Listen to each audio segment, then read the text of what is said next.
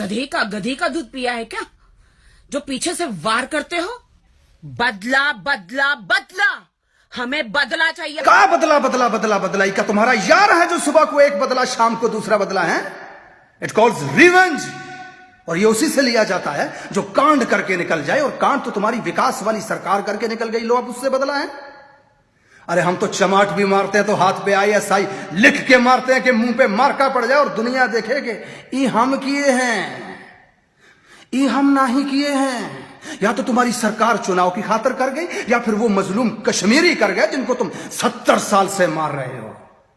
As my Prime Minister said, we want peace, but we will not think we will do it if you guys start. I'm a Pakistani and I condemned Pulwama attack, but I also condemned violence in occupied Kashmir by Indian forces. क्या रोज TV पे आके तमाशा बना देते हो? पाकिस्तान के खिलाफ बातें करना शुरू कर देते हो। We will not tolerate this anymore and we can speak better than you, राखी। आज इंडिया की आबादी डबल हो चुकी होती तुम्हारी वजह से, अगर साइंस ने तरक्की ना की होती तो। ठुमके लगा के पैसे कमाओ, पाकिस्तान के खिलाफ बकवासियात शुरू कर देती हो।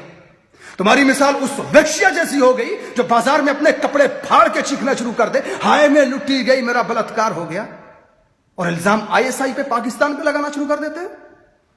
Now stop this bullshit on social media and start doing Kumkas.